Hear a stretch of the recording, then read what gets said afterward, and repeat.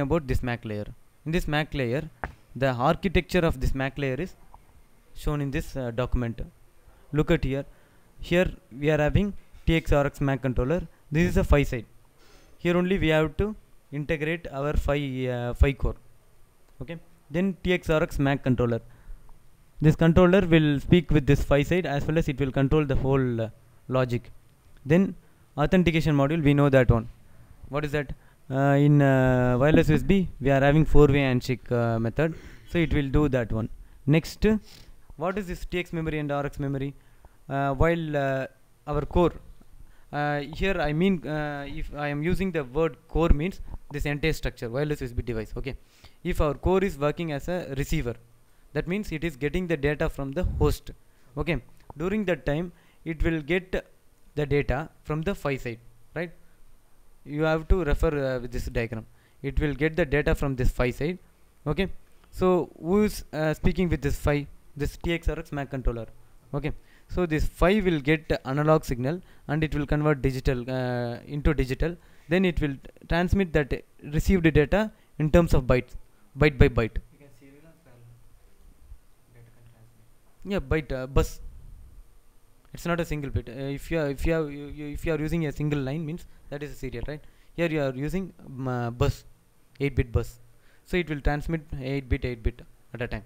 Okay, so this TXRX MAC controller will receive that one, and it will put that data in this RX memory.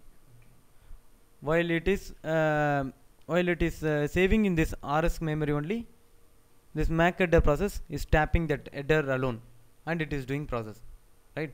Getting. So in receive while it is in receive mode, it is receiving byte by byte and it is saving in this RX memory. Okay, so it will do that process. In the meantime, if the header is coming, this header process module will tap only that headers, these 2 headers, and it will do that process. So these 3 modules over, and authentication module is 4-way handshake module. That will come under security mechanism. Okay, if you go through that video lectures of authentication, you will get that one. Next, FCS. FCS is what? If you look at this packet structure, here FCS is coming, right? So this module will check the FCS while it is in receive mode. Okay, yeah, CRC. It's again 4-byte CRC. Okay, now it will do that one. Next, AES. AES is used for encryption and all. Okay, I will explain that one. AES block will authentication block will also tap this bus, no? Which one? This bus with the data which Yeah, is right. transmitted or not. If that is related to this one, by processing that authentication, from here one control signal will come, right? If you remember that discussion, from here this header process module will tell that this is authentication related model, sorry, packet.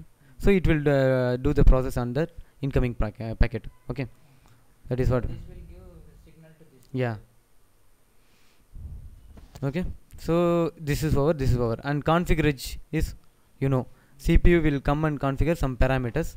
We have seen so many parameters. General model of wireless USB channel. If you look at this figure, here we are having some analog signal, right? Right. That is we can say that as a 5 channel. Look at here, 5-layer channel. That analog signal. That analog signal is comprises of so many super frame. Here are you able to see this one? Super frame N, super frame N plus 1. Okay, so like that we will have so many super frames. This analog 5 channel is made up of so many super frames. So we can say this super frames, series of super frames as a MAC layer. Frame we will have DRP. DRP means distributed reservation protocol. Okay, and yeah, we may have one or more than one DRPs in a single super frame. Look at here. Here this super frame N starts from here. Okay, and it's end at here. In this super frame, what are the things are there? We are having 1, 2, 3 DRPs. Okay, distributed reservation protocol. Okay, and at the starting we are having beacon period. Okay, beacon period.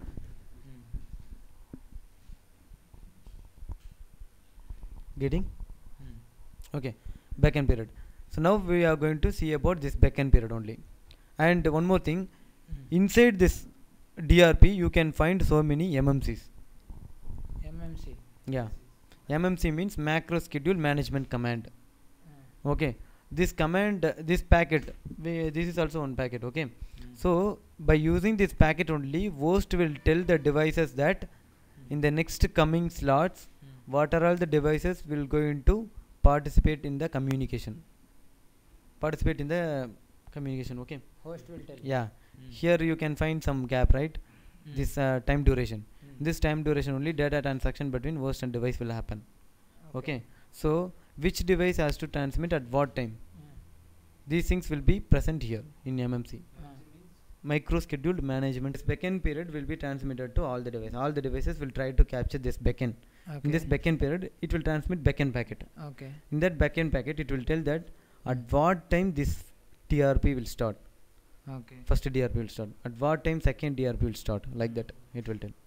Okay. This is one parameter. I am telling only one parameter. Like that, so many parameters are there. Okay. So we have to see all those things. Okay. Okay.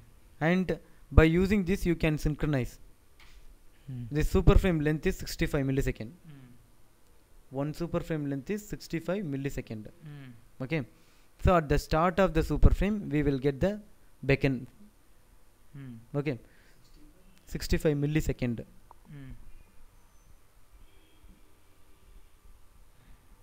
Okay. Once you received this backend, okay, suppose we are a device. Where is it first? Yeah, this is our device, right? Once it received that backend, it will, here we may have one counter. Okay, that counter will start to run up to 65 millisecond.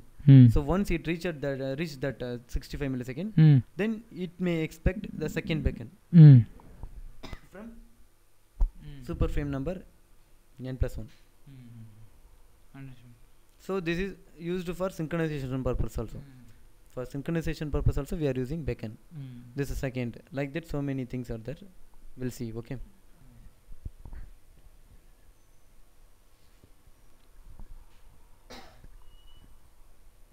Okay. Now a device that implements full MAC layer protocol is called self-beckoning device.